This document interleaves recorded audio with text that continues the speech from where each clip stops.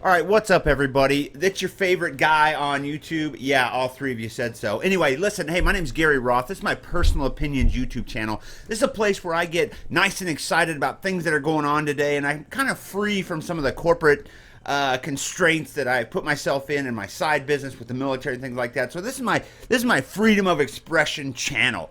And what I'm going to freely express right now is how furious I am that all of you are just obsessed, and I'm sure I am to a certain point. You're just obsessed with sharing bad news. Why do you guys love bad news so much? Why are you so eager to share that the U.S. leads the coronavirus confirmed cases? Why do you have to share the death toll? Stop shaming people into compliance, all right? Your little Facebook post does nothing for the idiots that are already out on spring break at the beach, all right? They are not looking at your feed. What you are doing is probably scaring some people that are already obsessed, that are already worried, that look to you because they trust you or they think that you're smart. And if you're going to freak out, if you're going to share something without any context whatsoever, you're going to make it worse. All right? You're going to make people go to the store and buy 40,000 rolls of toilet paper. You're going to make them run to the doctor when they don't even have symptoms, right? It's like these phantom illnesses are going to suddenly start popping up. What we need to do as a population, if we want to get through this thing together, why can't we spin it to a positive? Why can't we talk about all the fun things you're doing at home? Look at some of the piece of crap celebrities in Hollywood. They're on TikTok and Twitter and Instagram showing how they're doing stuff at home with their families and stuff like that. Why can't you get on board with them? You follow them for everything else. Why not follow them for advice on what to do during this quarantine, right? So, and then the other thing too, and I already said it before, closing church is a bad idea. Not that I want to get everybody sick. Don't twist my words, right? Everybody wants to attack that. What I'm saying is the church is not a building. I understand that. I'm the one educating people that Christ himself used the word ecclesia, which is a term that is used to describe military formations, a purposeful gathering. A gathering with a purpose, okay? Two things there, with a purpose. You can't just go to church online, check the block, and call yourself a Christian. It doesn't work that way. I know that because I carry the shame of not doing more with my faith every single day.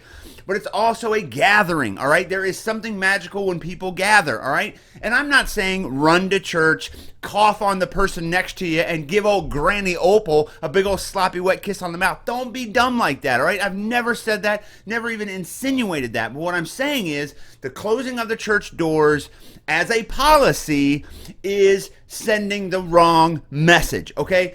I don't want to take it any further than that. Churches can be creative. They should be creative. I don't want anybody to get sick, all right? I don't want anybody to get worried because you're out there sharing these ferocious headlines and not even reading the thing. Case in point, there's a 17-year-old kid out in California that supposedly died of the coronavirus, right? Went to an urgent care. For some reason, they wouldn't see him or couldn't see him because he didn't have insurance, right?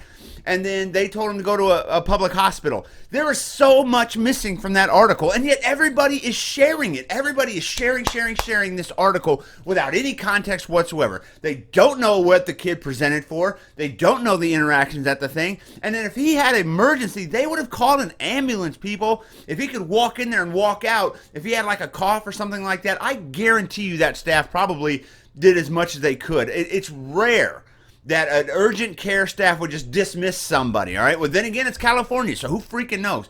But anyway, I do know this. Because of America, we're going to investigate that urgent care. We're going to investigate the hospital. That case will be looked at. And if there was negligent activity, guess what? 99% of the time, people are going to be held accountable. No, our justice system is not perfect, but at least it's there. If it was government-owned freaking healthcare, what do you think would happen? Probably not much. But anyway, my point is that you guys are sharing this stuff constantly. You see a headline, you share it. You see it on somebody else's wall, you share it. You're not reading the articles. You're not asking questions. You're not digging in. You're not doing what you need to do as a free-thinking citizen. So do that. And if it's questionable or if it's bad news, why do you need to share it? People can go get bad news on their own. Why don't you take this opportunity to be a light in a dark world? Why don't you share good ideas? Why don't you talk about side hustles where you can make more money? Why don't you talk about things to do with your kids? Why don't you talk about things you can do outside safely? Come up with ideas. Share what's working, not what's bad. Everybody knows it's bad. Stop saying it's bad. We got it. So share some good news, do something right with this time, learn a new skill, read a book for crying out loud, and then just do something better, man. Let's all work together for good, not bad. There's plenty of bad already. Can we do that? I think we can. All right, until next time, I'll see you then.